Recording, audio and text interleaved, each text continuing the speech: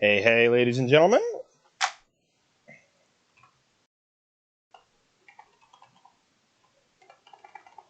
We are going to Braxis Holdout for this first match.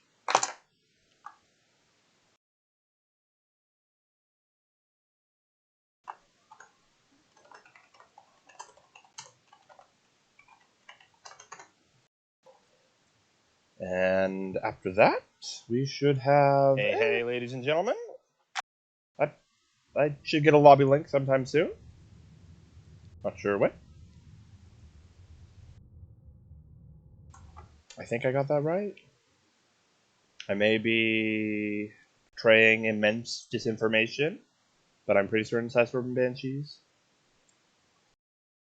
Ended up with map pick. If that's not the case, then I will have commence an evil cardinal sin that I'm going to have to put onto the, bingo. Woohoo, or bingo. Anyways.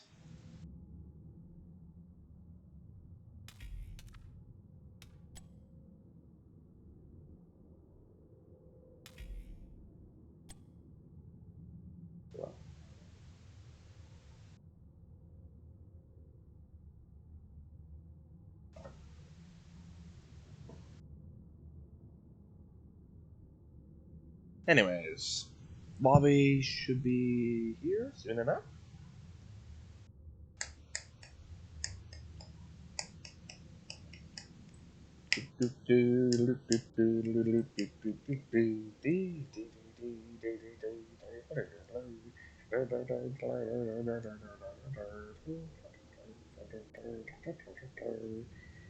Okay, I can't do that non-stop.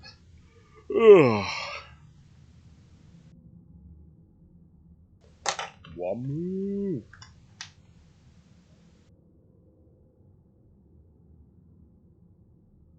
Uh, 40%. Yay.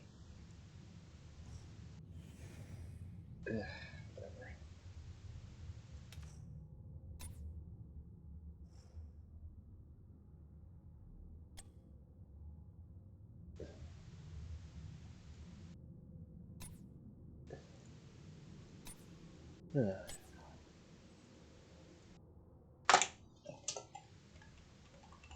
All right.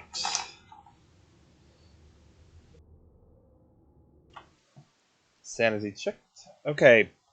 Blue side is Psistorm, Banshees, and red side is Pog Squad.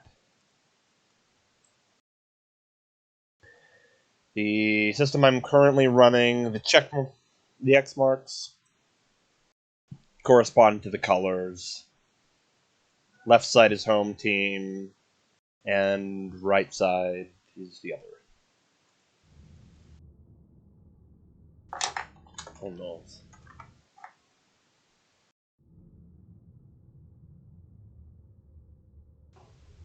Oh no. Now they know.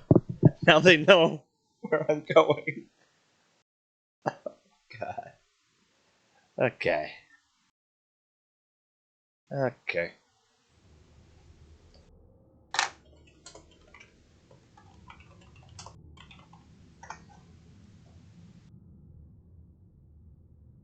Okay.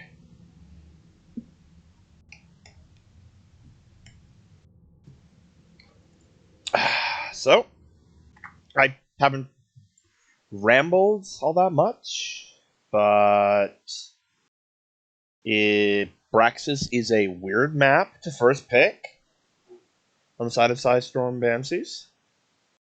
Or whoever it is that picked it. I'm still not quite sure on that one.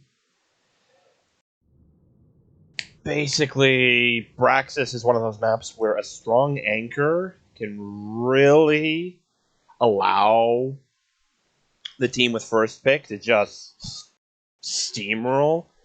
So this map has been very seldom. Braxis holdout. It's kind of like got its own curse up and running for itself. Alright. I'm going in blind. I don't know any of these teams' tactics or strategies. So, I am expecting to be surprised tonight. Okay. Looks like I was all right when it comes to the information. It is, in fact, Banshees that have the map pick. I should transition in a few seconds here. And we get our first ban out of the match. It's a freaking Lunara. That's fantastic.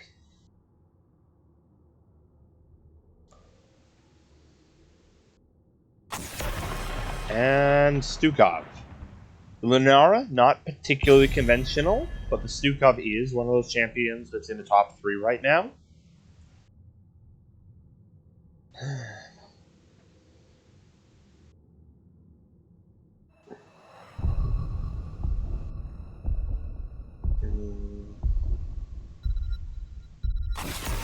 Sylvanas ban, that's another one that's fairly useful at closing this map out pretty easily.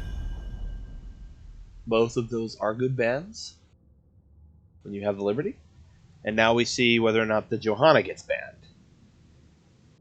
Makes sense to ban it. And there it is. This means that amongst the options are Rhaegar and Dahaka as first picks. There are a lot of other champions that could potentially be a priority pick if someone's really strong at it, though. So no guarantees on what we see here for a first pick. That's a Rosh. God damn.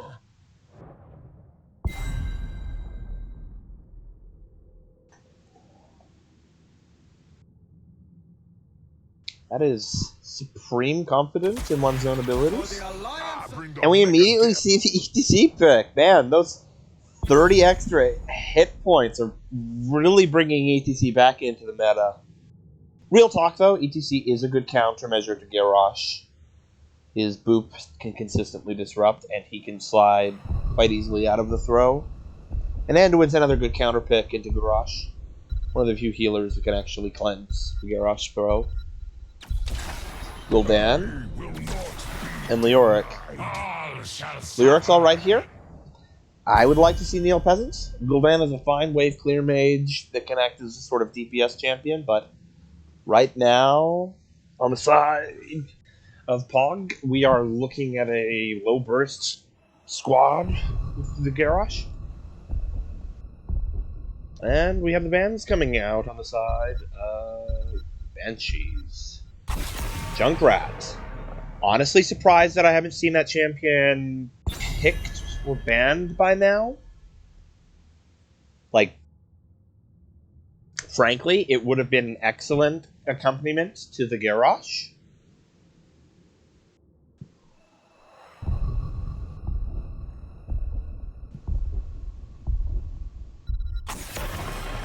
And Kael'thas. And that, I judge that one. There's got to be a KT one trick on Banshee's side.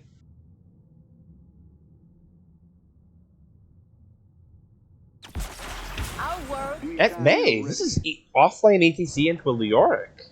As well as the Rainer. That's potentially good push power, but lackluster clear.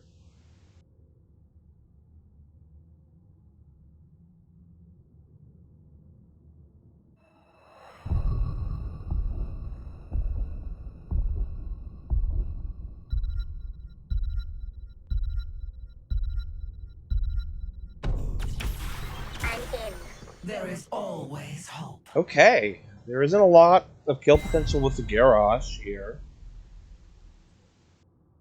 I'm wondering if we're looking at Kira Wintrick and the Ariel. Maybe pairs well with Gul'dan. I'm gonna have to reserve judgment on that one until I see it in action. And Mephisto.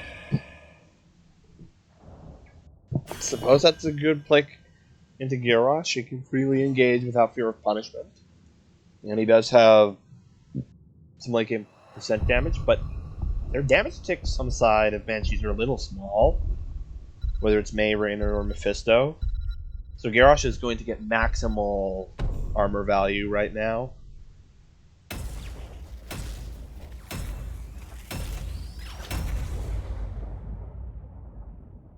Anyways, what else do we have to say about this? I think both teams are showing a... Whoops. Need to change that. Are showing a lane where they are clearly at a disadvantage. ETC might be able to go for a simple auto attack build and go for Crowd Surfer for rapid rotations here. I've seen that done a few times. It really can work out quite well. But it means that it's going to be May into the Rosh, and that is... It's a tough matchup. Oh no. Let's see here. Alright, we are in the match. Facility powering up. We're about to begin. Oops. Sound was accidentally disabled. Yes. Shift S. There we go. I'm gonna keep forgetting that.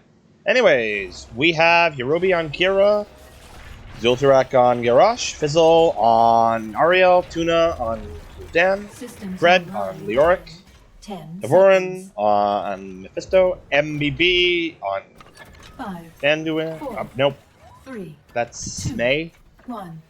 Luna on Anduin and Pina Colada on Raynor, as well as Tribulation on ATC. Alright, Raynor's going topside. That's funky. I'm wondering what the play here is. He's not showing, just showed, and he's chipping. Alright, out of talent, Raynor has gone for Exterminator here, so he's likely going to be Camp Clear Central. Fairly conventional builds, Q build out of Gul'dan.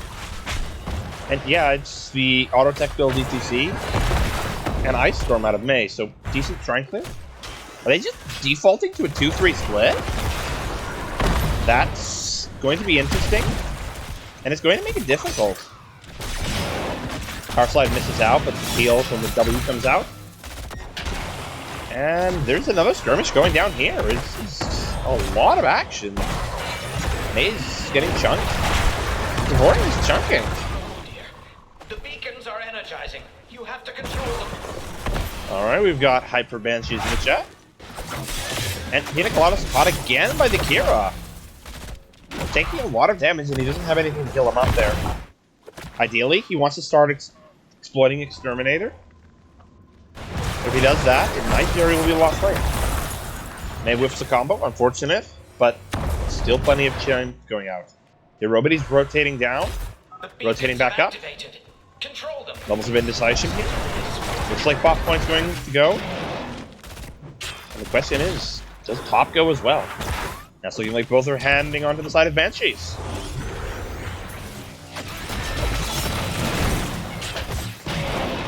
Pina Colada just barely sneaks out. And MB is holding the point. Starting to seem like the reason why they picked this map was to do this 2-3 split. Use ETC as a tank and put a DPS behind it. It's interesting, albeit fairly counterable. And there it is. That's the problem. Leoric can hold this lane as an anchor with good wave clear, and Hirobi can freely rotate here. Problem with this strategy is going to probably manifest itself sooner rather than later. You're going to need to rotate, and Raynor's not going to get much value out of Exterminator. It's only a matter of time before Leoric's back here, and this one is going to be threatened. Problem is, this Mephisto's never going to do enough damage to drop it. Hirobi goes in early, gets chunked, and we have level 4 talents coming out. Spite out of Mephisto, Indom out of Garrosh. He's looking to go for an E-build and speed metal, so no fast rotations for Tribulation. Speaking of Tribulation, he just barely squeaks out. MB is trying. Can't hold the point, though.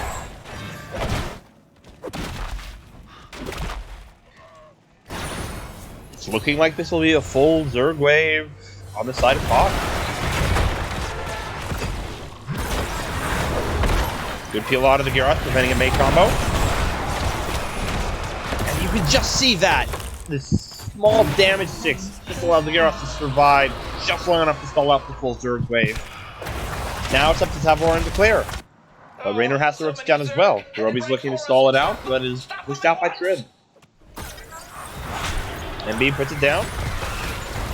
And the Banelings are getting chunked. It's official. Those merry little suicide bombers did not land. That's good news for the side of Banshees. Oh, is Tuna going to get caught here? Tuna split out from the healer. Tuna drops. That is second kill of the game. First being on Hirobi, I believe. Yep. Nope. The first one was on Silbrick, actually. The Boren's getting immense value now. Research is so exciting, they said. But Tribulation is taking punishment. Well, 7 will have his wave clear, but he has several choices. Terminator getting value. Gul'dan's already starting to solo. Both of these minor camps are being taken right now. Oh. We have a disconnect. That hero is leaving the facility. They might have the right idea. Is a disconnect without a pause. Interesting. And there we go. We are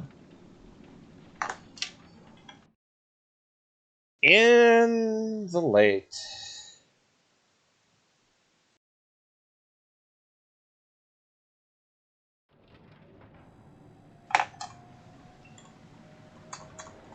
All right, we have a DC that is going to hold things up for a bit.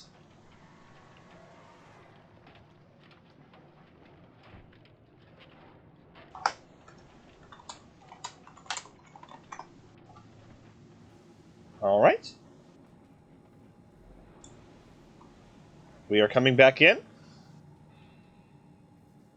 Anytime now.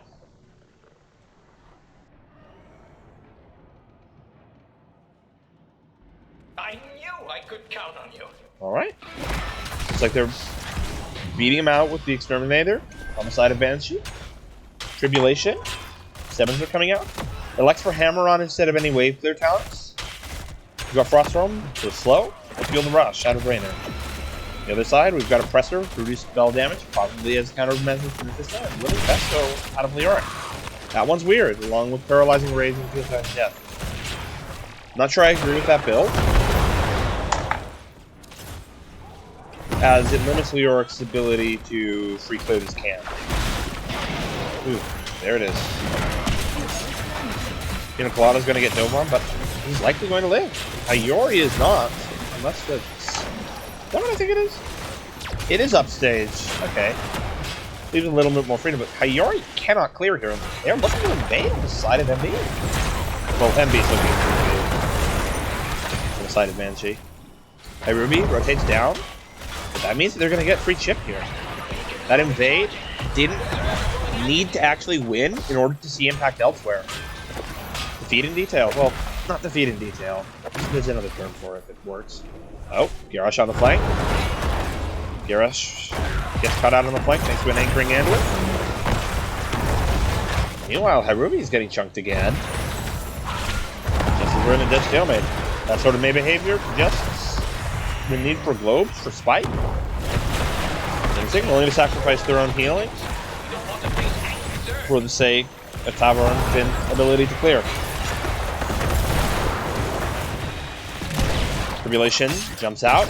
Pina Colada and Hirobi are going to trade, but it's going to look like another Zerg wave on the side of Fog.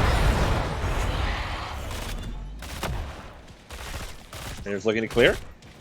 Tribulation is looking to skirmish.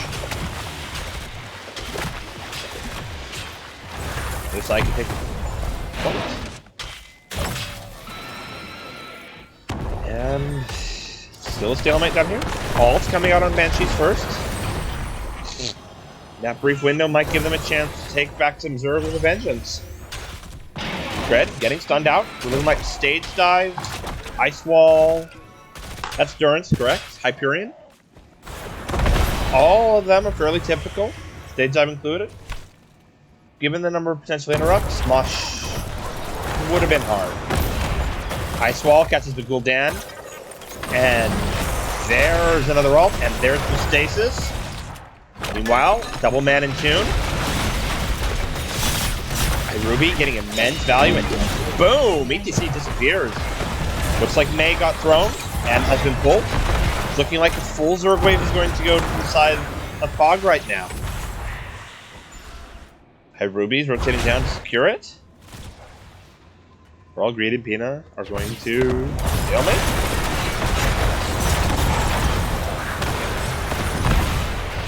It's going to be difficult for Banshees. Having this being the primary clear provider is difficult. That Mephisto is going to have a hard time. The Zerg wave's already pushing. Rainer's already in position to clear. And Tribulation is staying down for the soak. It looks like this Zerg is going to be fully clear. And with 4 of them down here, it's looking like it's very realistic that they could potentially siege out bottside, and they're going topside soon. That ship sailed. These Guardians are still going to get a lot of value. Like, rotating up here is something of a missed opportunity, because they managed to clear up the Zerg efficiently with Rainer. And now it's just an ARAM that is 5v4, and oh, the fear hits the fear allowed Tribulation to bring Hyrubi right into the backline, and Garrosh just barely dies. That means that our poor friend Zurich is on death number 2. Not a fun experience. Tribulations going to the bot side. Doesn't have his ult just yet. Now the question becomes, what do you do on Banshees? You've tanked 2 Zerg waves without losing. What's the win con? What's the end game? Hyrubi is on the anchor, taking place for Zurek. They're starting the bruisers on the side of Banshee. Meanwhile, Trib is incapable of managing the wave clear against Greed. They can attempt to freeze the lane here. If he does so, it will minimize Greed's ability to save so. Looks like there's a evade plan on the side of Zerg here. Shot misses. And it looks like everyone just barely makes it out alive. Uh-oh. Zerg sees the shade. Vision. The vision completely dooms him, and Zerg's looking like he's going to die again here. Crystal Coffin and all that. Oh.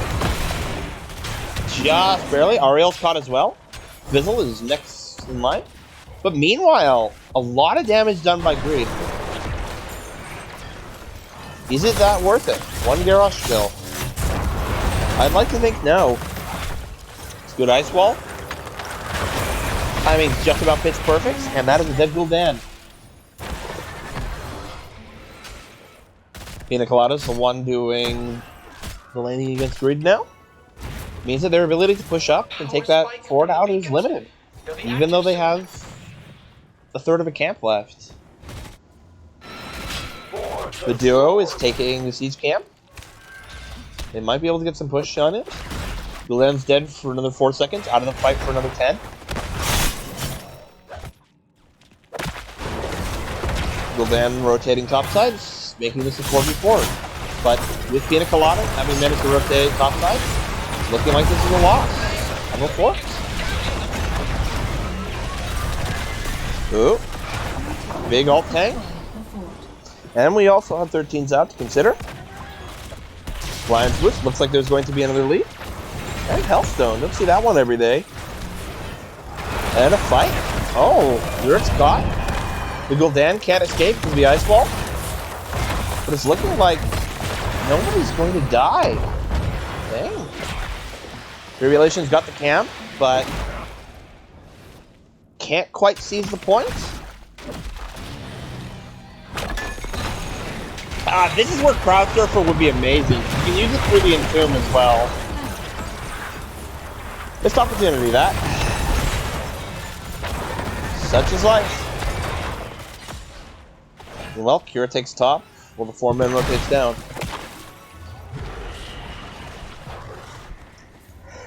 Region ETC will be able to return in about 20 seconds. For now, looks like they're just taking their bruiser. No? It's stepping one of the points. Change of plans.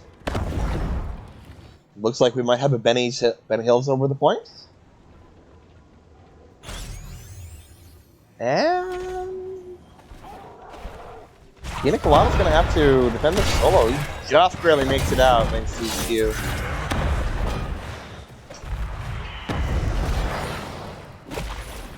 And the entire format's here to defend the fourth, but Pina Colada's caught this time. Ice ball lands. This poor innocent Gul'dan is going to be caught in a whole lot of mess. White bomb catches two, but nobody has died yet. And Zurich got caught by the Blizzard. Power slide hits Greed. Does Greed drop? Nope. Yes! Oh my word. And we're seeing more of the Tomb of the Mountain King chasing. And Tribulations on the anchor.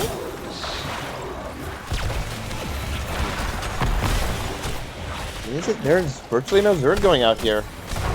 Banshees may be missing out on a chance to get a stronger reserve wave. And the K-Ruby goes in? Oh no. Fizzle is next. Out, Encore. Unfortunate. Encore is one of the best enemy peel talents in the game. But that's sweet, sweet alt cooldown reduction. Gotta sympathize. Oh, Pina Colada misses the Q, gets out anyways. Thanks to the work of MB. Tribulation kept the top side and is looking to jump on and try to kill the Gul'dan. Can't quite do it though. He is ETC after all. Ooh, that ice wall trying to catch Greed's ghost. Oh. Oh. That was pretty epic. That was pretty epic. And it's looking like Banshee might actually be able to close it out here and now. They might just be able to tap the boss. Use Exterminator to burn it down while Josh is dead. And it leaves the side of Prague with a difficult choice to make. Fight the boss or clear the Zerg. And it looks like they're going for the conservative play, but ultimately the one that's going to be the lose slowly play. They're in a desperate position here. They're almost certainly going to lose a key. And once that happens, means they're constantly dealing with pressure. If they can manage successful defense, though, this Ultralisk is probably going to get just these two. But it's totally possible for Banshee to actually go on a court here. Little tricky. Just barely catches VTC. At the same time, the main's getting hit by Harubi. Crystal Coffin negates Ghost Walk. Oh, and there goes the Gul'dan. And it's a full health boss, and Harubi is neck. Yeah, that's game. Speaking of which, yeah, this Zerg did about what it was supposed to. That is definitely an interesting use of VTC. Having two tanks. But there were several other options that could have been done there. In theory, you could have reduced the number of people that need to save bots significantly by going for an early Junkrat or one of the other strong anchors.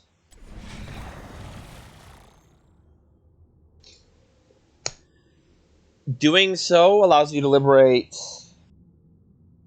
your tank and healer, put them to good use elsewhere. And having that means that you can counterbalance topside as well, which in theory can liberate the Greymane to take camps as well. Well, the Greymane or Raynor. Okay, I'm going to drop the pretenses. I think Banshee totally could have executed a successful 1-3-3 composition on this map. They had the coordination for it. Just a matter of tweaking the comp a little bit.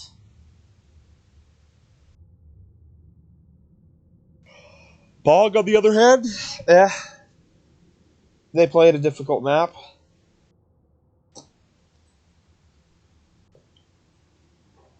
All right.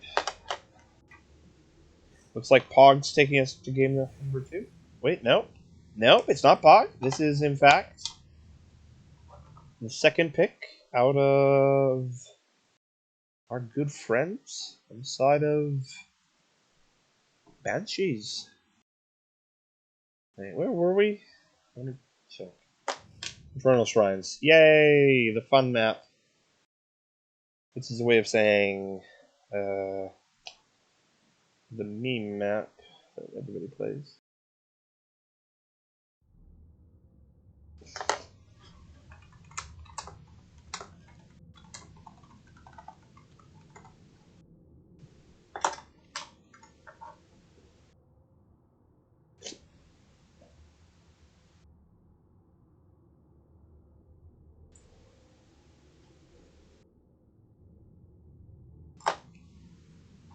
I'm Caster MB! Don't put me. Yay!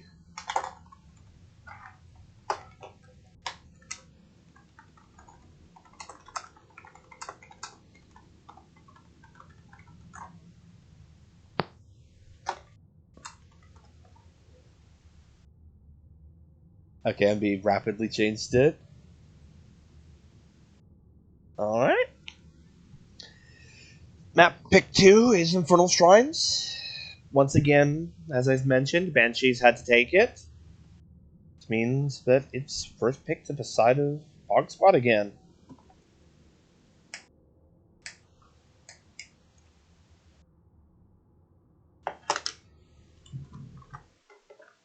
Okay, let's see here.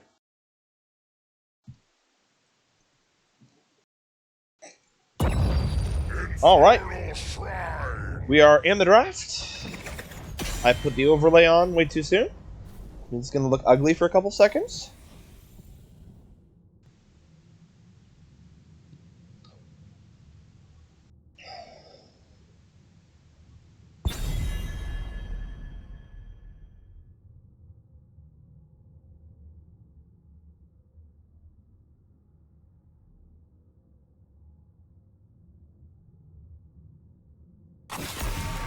And May first ban. That's interesting. I think it's reactive as a pick. We'll see what it ends up costing Pog.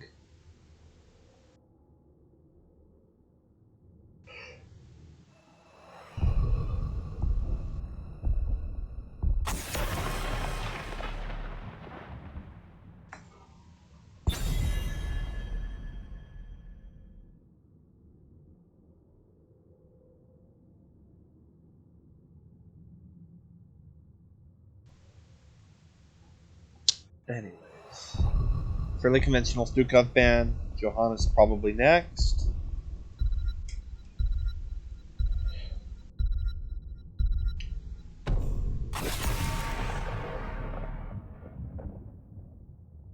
Alright then. That's a Blaze ban out. Okay, we didn't see that last game. But I'm guessing that was also planned. And the more predictable Johanna ban.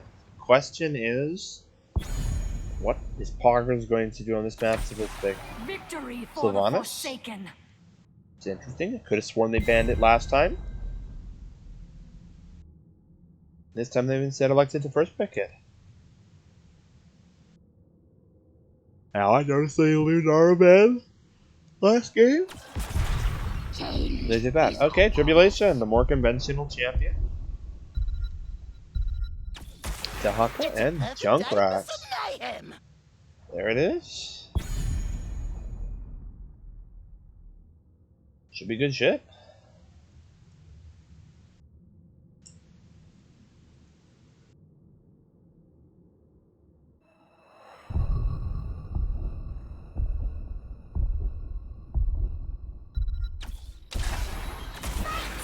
Tremble before me.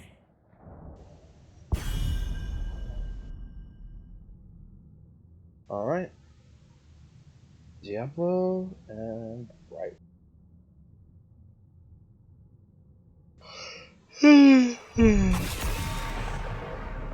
Hogger Band. Good choice on this map, but if you were gonna see a Hogger, I could have sworn, you know, we would have seen it by now. Might be wise for Poggers to ban out Tychus. We'll see. And Anduin. That's interesting. Not entirely sure, but it could be a healer. Target man based on the last game's info.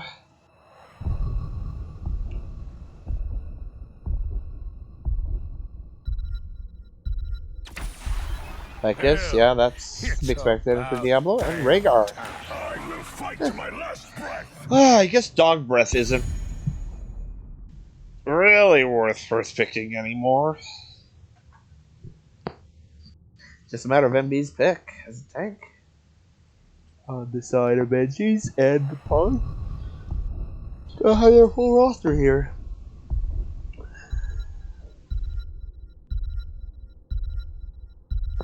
Tychus Junkrat will be brutal to face down. New York Nara. Shall suffer. Okay, that's interesting.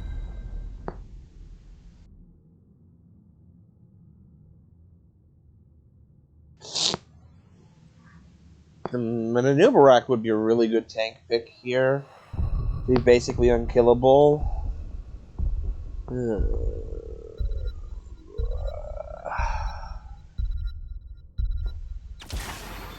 it's Gyrosh instead. That's interesting. But it also synergizes really well with the Tychus and the Junkrat. I would hate to be Zurak here. That is not a fun team composition to play Diablo into.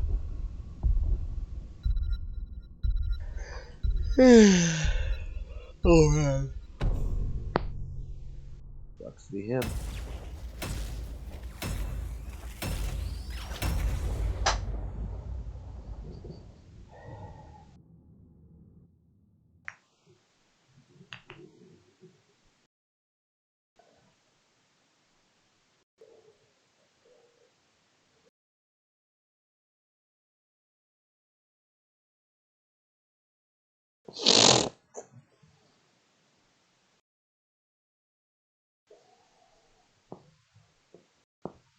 Alright, let's see here.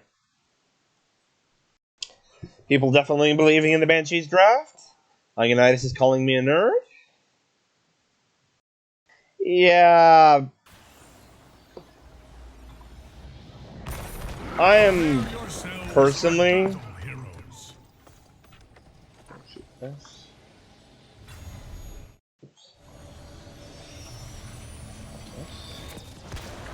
I'm personally predicting that Banshees is going to take this win, but we shall see.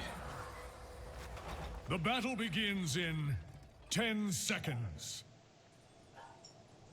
5, 4, 3, 2, 1. Oh, right. Battle begins. I'm sure I'm supposed to do the roll call at this point. Alright, one more thing to add to the bingo list. Alright. Level 1 talents, let's see what's coming out. Body check and Devil's Due. Both fairly unconventional. 80% damage and Sentinel Wisp. Okay. And it's race card to Haka. A lot of these are funky. No clash for mid, instead both teams off. Right on a distributed landing pattern. Tuna Breath is almost certainly dying here. Oh, Tuna Breath gets out. Wild throws down. MB bakes Zurak into the bomb, and he is gone. Race car already getting work on a double soak. Dread is getting outpaced. Meanwhile, if they take a camp, they're not going to have an anchor. This sucks for them. For the record on Unitas, it's race car build, so no passive regeneration.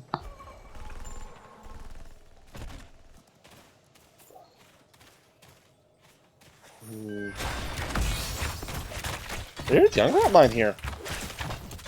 An invade isn't out of the options for Banshee here. Okay, that's hilarious. They're already stepping up.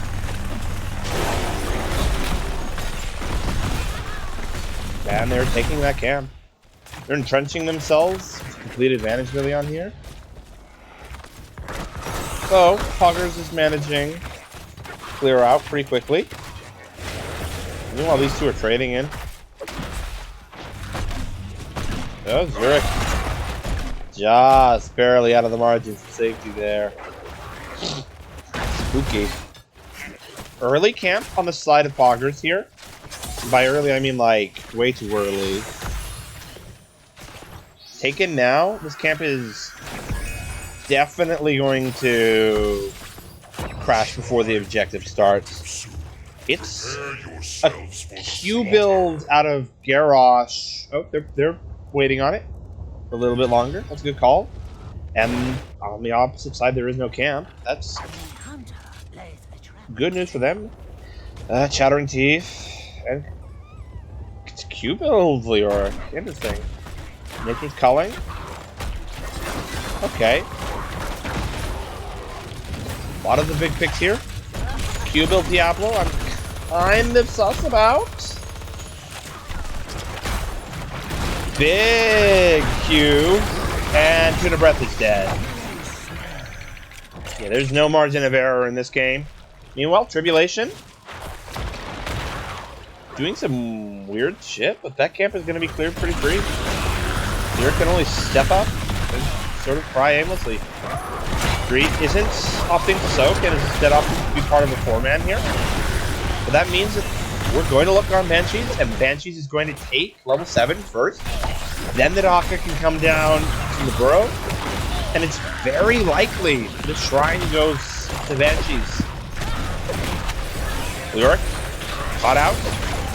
He's out, and Hirobi just barely gets out thanks to a well-timed college. But it's looking like this is going on to the side of Banshees. 7 disadvantage, just hit hard. Alright, Sticky Wicket makes Junkrat's traps all the more annoying. And Malevolence out of Diablo. This is a build that is going to completely sacrifice survivability in exchange for just killing him. Oh, it looks like Jurek is in serious. Oh, no. Tavorin decides against it. The Frozen Punisher. Here comes the Garrosh on the flank, and unfortunate. Timing was insufficient, but Hirobi might get caught out here. Both teams missing a bit of soak. And Jurek is gone. Right? Yeah, there it is. That means... Hold on a second. This is Master Assassin. Huh. Not BTA. Okay. I can dig back.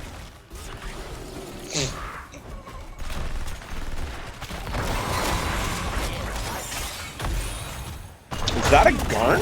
What? Okay. I think there's any joke I'm missing out on. But yeah, it's a 1 catapult advantage beside of Banshees.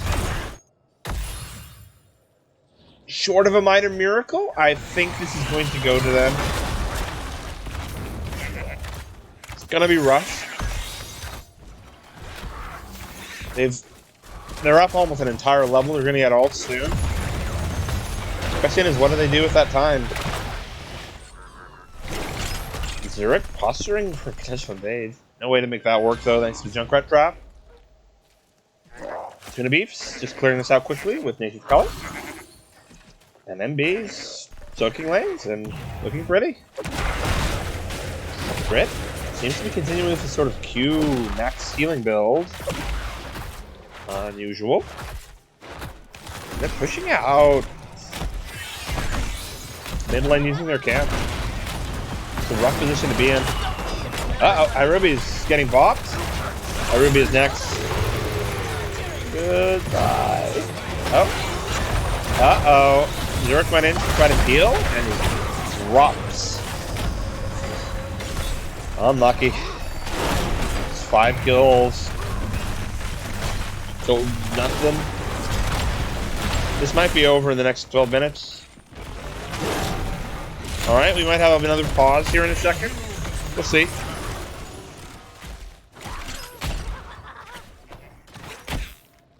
It is a Diablo bot.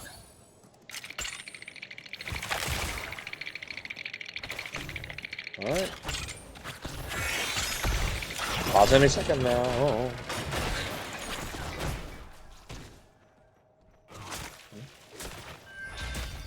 Oh. It seems like they're playing with the Diablo bot rather than pausing.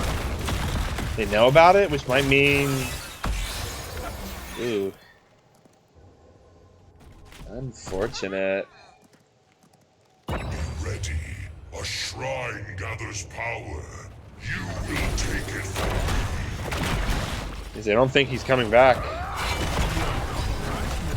Oh, there he is.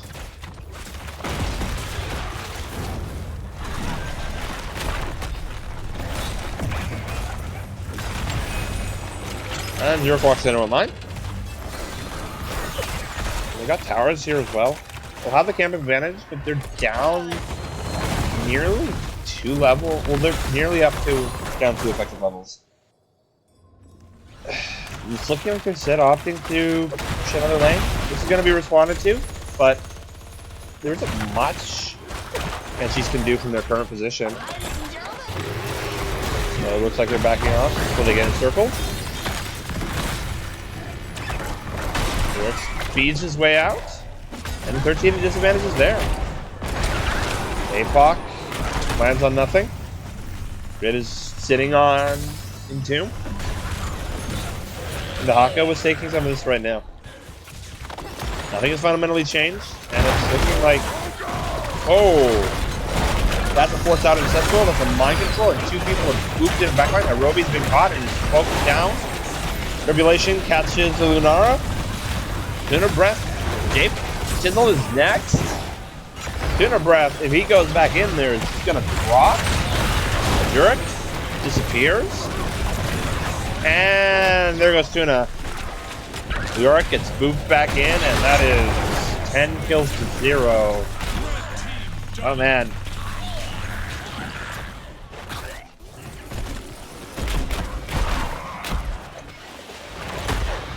Pretty impressive at this point. Yeah. Looking like they're just opting to take the fort as quickly as possible. We might see a 39 here. Tribulation might not cap this. And he caps it. Not necessarily a missed opportunity. This game might just close out here and now. Positioning of Tribulation seems like they don't quite think that's the case. It's looking like they're just looking to take this out.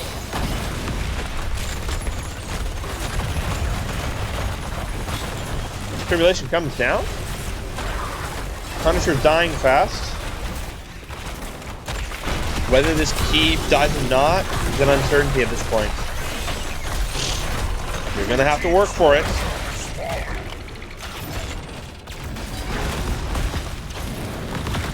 And they elect back.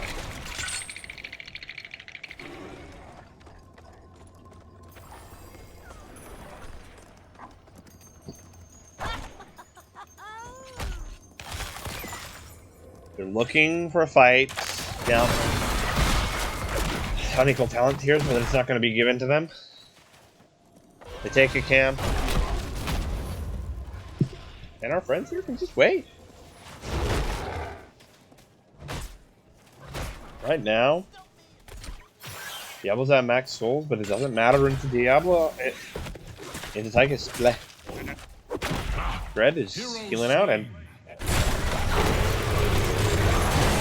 I look away for a second, and some weird shit happens. That was really unfortunate. Ugh.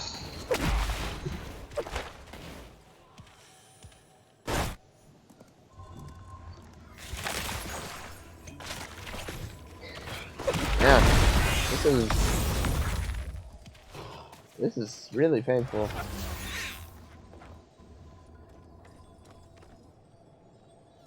They are really being out pressured here.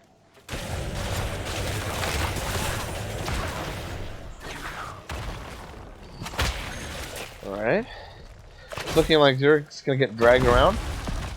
Is Pina Colada going to go and do anything more? Oh, looks like this tower might drop before they manage to clear it out. Come on, minions! Die for your cause! Yes! Yes! Alright, we got an invade here, and there is very little Hogs can do.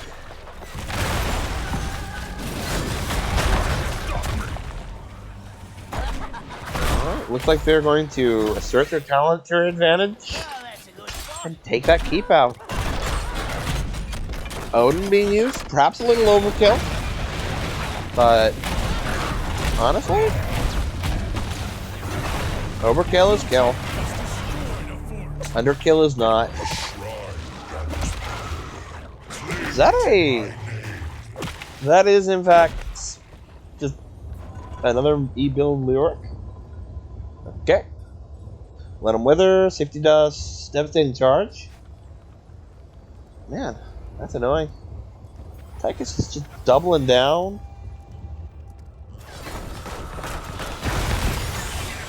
On the percent damage. It's gonna be brutal. I'd hate to be Diablo in this game. I'd also hate to be DCing in this game. Alright, 16s are coming out. Might be the last unit fight. Critterize, Will of the Forsaken, Domination, and Royal Focus. There's finally... Oh! And... not much is happening. Dahaka just going in and catching Greedy. Greed is gonna die without using anything. Wait. Chisel took Emerald Win. Huh. That is actually a surprise to me. Ooh, and there goes Jefferson. That was really unlucky. Kara threw off of the Junkrat mine.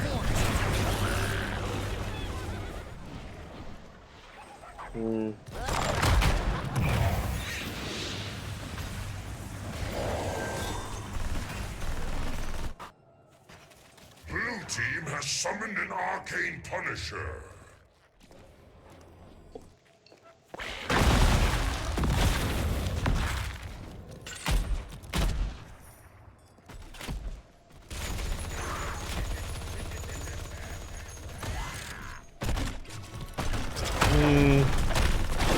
An Arcane Punisher and 20 advantage. Not looking great. Oh wow.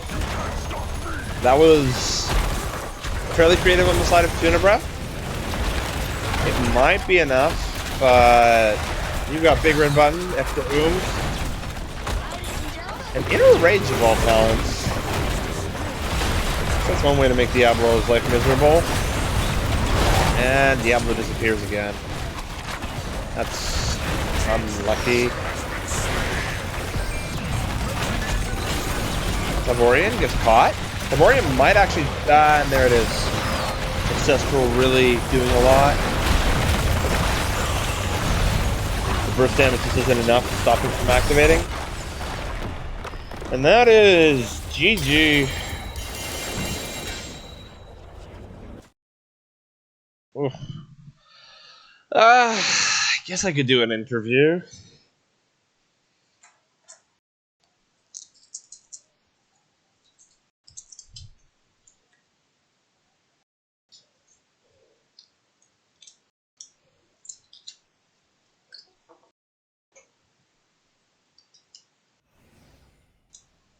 Ugh.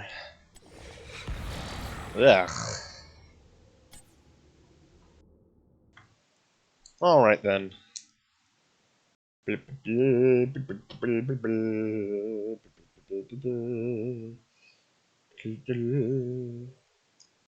I'll just sit in a casting lobby for a little bit.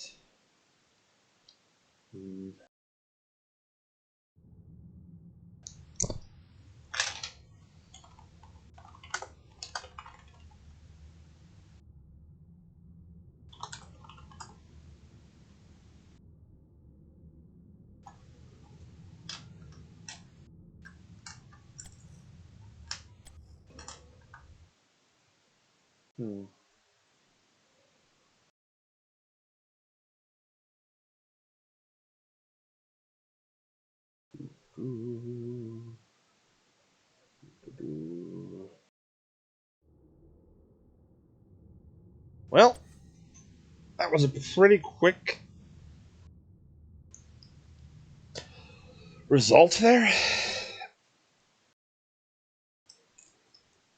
If there isn't an interview, I think I'm just going to go straight to playing some Storm League. I need to get some more tanking in my system.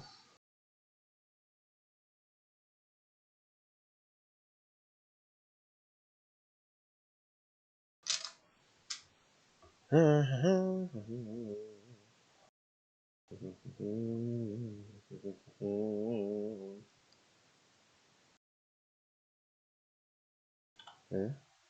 Honestly, I always personally preferred having interviews. I don't know if that's what everybody likes. Maybe I'm weird and I just like to talk.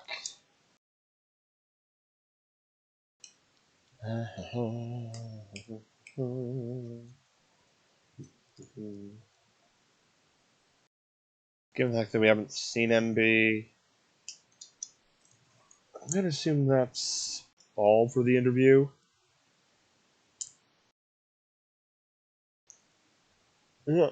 Which just means at this point, I'm going to swap off to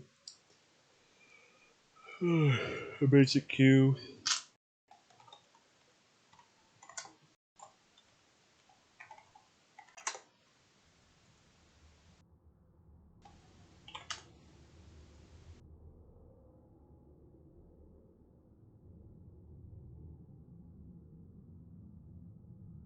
Alright then. Fantastic Clatman Smash. Very beautiful. Exactly what I want to do right now. Thank you. Thank you, thank you, thank you.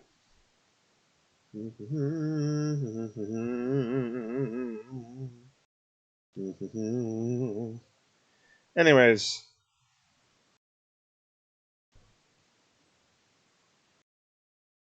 While we're waiting, if anybody wants to ask any questions, I'm more than happy to ramble on. But once we get in. Alright. Here we go. Oh, shoot. There was... Wait, where's Team 1? Oh, hey, hey, hey. Hello. I'm... Apologies for the delay. All good. You're fine. You're fine. Yeah. Wait, you probably can't actually access team lobbies now that I'm thinking about it. The casting lobbies, no? Yeah. No. Only I can because I'm a mod. Good to know. That is That's something that abuse I'm of going to have power. to remember. Anyways, I'm just going to say this right out here. I'm going to put an embargo on Game 2 because it would be difficult to talk about that one in any meaningful way. Game 1, sure. however, is really interesting for a lot of reasons. So, if I remember correctly, you guys took the map, correct? Yes. Correct, yes. So, I assume you're aware of sort of the dichotomy that exists, whether it's For CCL sure. or higher level, where it's like, don't pick this map, don't ever go here, because whoever has first pick Yeah. has such a huge advantage. Yeah, because they, as Cav likes to say it, it's rock paper scissors lizard Spock. Yeah, Oh yeah. So there's 5 strategies that counter each other for sure. But I don't think many other people know about that. To be fair, I don't think a majority of the players in NGS understand that map very well. To be fair, that is absolutely true. I can say with absolute certainty that last season we lost on that map, Kafka that is, to a freaking Uther main tank. So, yeah, even in higher divs, it's definitely true that nobody knows how to play it. yeah, and that's part of why we wanted to go there. And I think it was a very interesting map. Seeing a Leo and Kira together was really interesting. I mean, you guys kind of threw them in for wrench there. So the double tank combined with the Rainer, really quite annoying. Because, it's just a better combination than the Leoric Kira. For sure. I think a lot of that too is that like the ETC has a global after 10. Yeah. So we can just kind of anchor him up there. He really doesn't lose any matchups, and then he can global down, and we can have a 4v5 fight with 2 tanks, Makes it really hard for them to do anything. Yeah, rotation is absolutely key on that map. Being able to express a numbers advantage is always key. Especially because the rotation times are just so long. On that subject, did the thought of taking Crowd Surfer ever occur to the ETC player? The one person that didn't follow us and you ask about him. Oh gosh. Yeah. I don't. That's at level 4, right? Yeah. It's a level 4, and it kind of fits the same niche as Stage Dive. You hear me out. You can basically use it to zoom through the first walls into the boss pit, zoom through the second one, and you're there in about 4 seconds. That's true. I just think it's more immediate, and he can push out in the lane a bit more and be safe, if that makes sense. But the other argument I have for it is Entomb. That's true. It also can allow escape Entomb. Like, I am an ETC X-main who is a firm believer in the gospel of Crowd Surfer. So maybe I'm just plugging my favorite talents here. My counter argument is like, when is he really going to need that for Entomb? Like, we're on Braxis. The odds of us, I think we did go to 20, but I don't know. The odds of us going to 20 with is not very likely. You guys went to 20, but they didn't. Yeah. But the odds of a Braxis game going to 20 isn't that high. And the only reason I'd be afraid of that Entomb is if it's a silent Entomb, because otherwise ETC just queues out, right? If he has Q, he's out already, in that situation. Yeah. Anyways, the other thing that I have interesting is Mephisto Anchor over Junkrat. Is that just a personal preference pick? Well, I don't want to give everything away, but we like that after 10 we can play more normal comp. We can do Ice Wall into Durant combos. I mean, yeah, those were disgusting. Yeah, it's we like playing that 2-3 style of hey, we're playing the style. We can play the macro games of Braxis, but then after 10 we can just be hey, we're just gonna switch and be a regular team fight comp, who's just gonna hit you in the mouth. And I like that we can do both. We can be very macro focused, and then we can come back and know we're just gonna team fight you to death. And being able to do both and switch is super effective against a lot of teams. MB, I noticed your willingness to just run into enemy fire to get those regen globes for Taviron. That was pretty epic, not gonna lie. But there is something of a risk in that sense that if you don't necessarily have Spite, your wave clear is potentially weaker. For sure, and I think Junkrat is the best anchor in the game. And I mean, the Junkrat that you brought to the table game too. Oof. Yeah. And I just, and you're right, he's really good.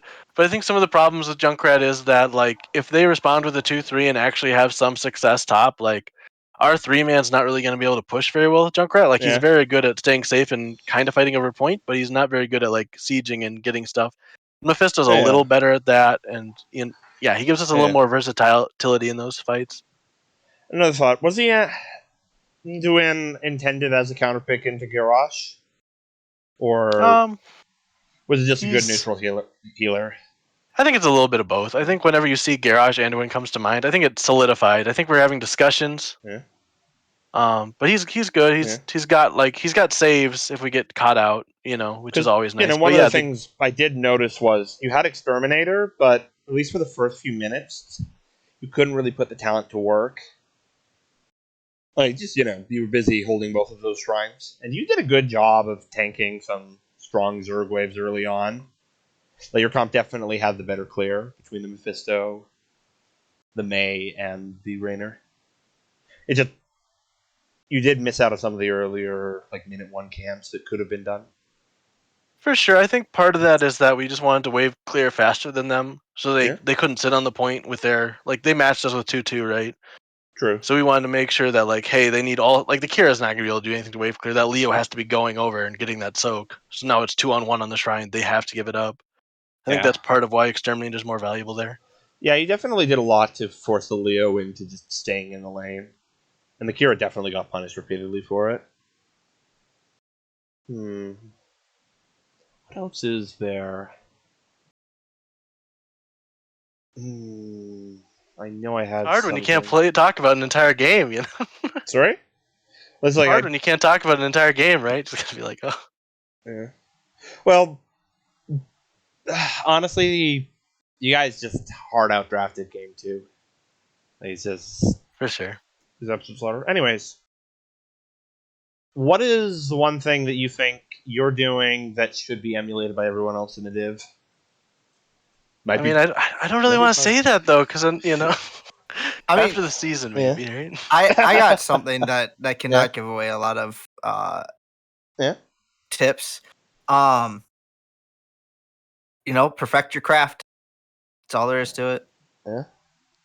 I mean, I will say there are resources out there for people willing to look.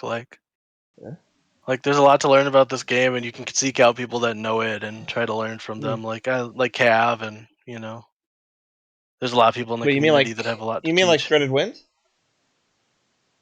Shredded Wind, yeah, he's good. Yeah.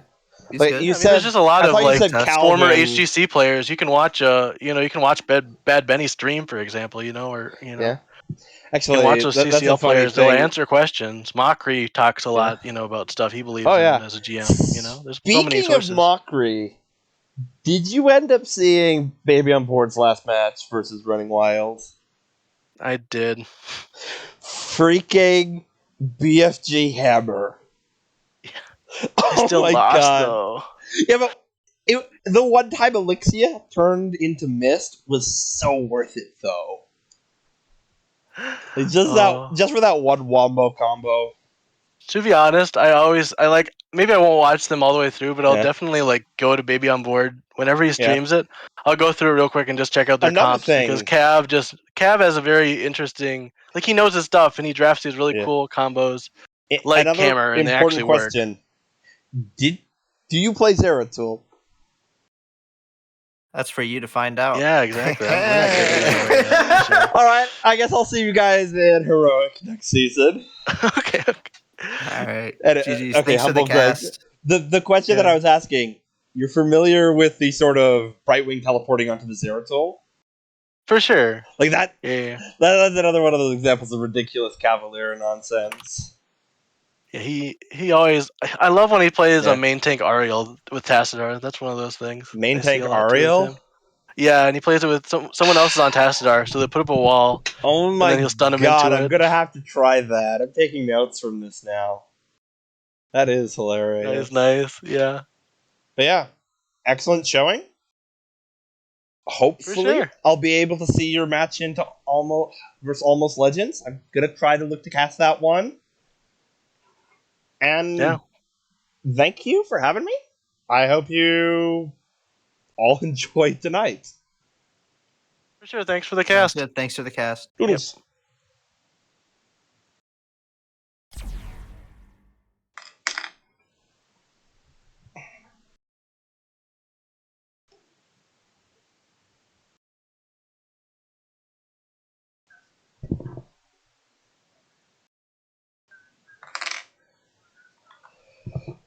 All right, ladies and gentlemen.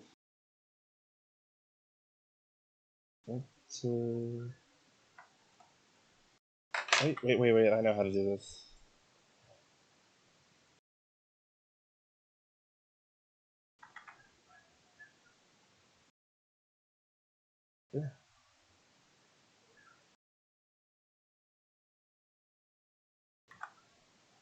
Anyways,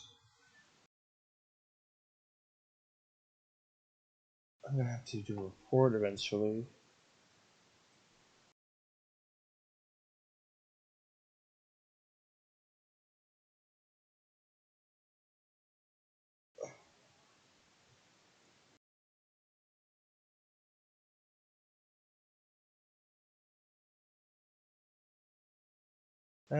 Okay, I have a draft hider. It's working. Anyways, if anybody else wants to waste their time with me, I am going to be playing some stupid Storm League on a Smurf. So, yay!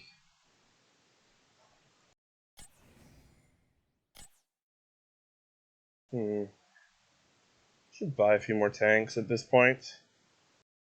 Wonder if Blaze is actually any good in the role. Such is life.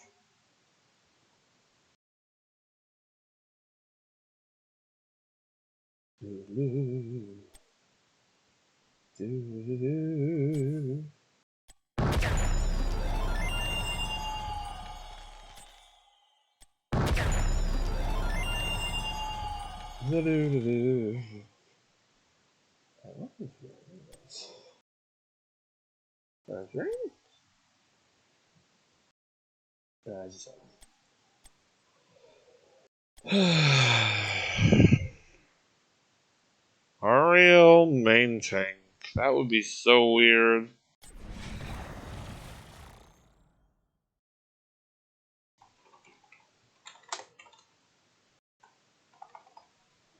But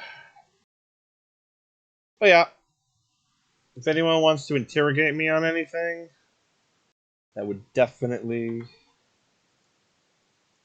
make things better.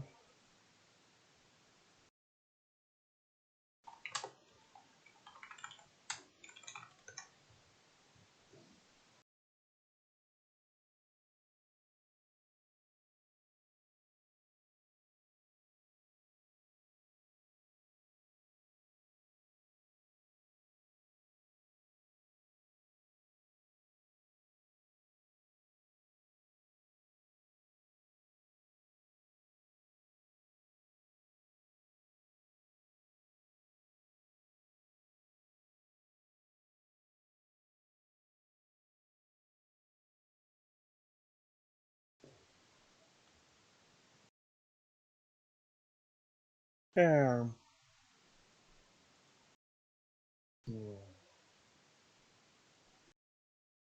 It takes a freaking eternity at this point. Probably should just get that.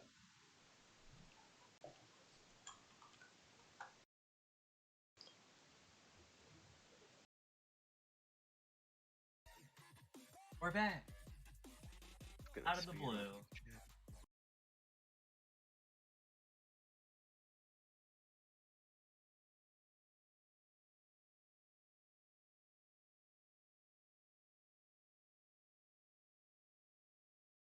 It takes a freaking eternity at this point.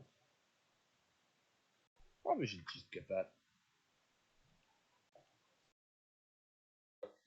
About stuff. You're familiar with the sort of Brightwing teleporting onto the Zeratol?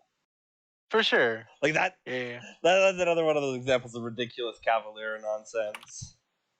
Yeah, he always. I love when he plays Yeah. a main tank Ariel.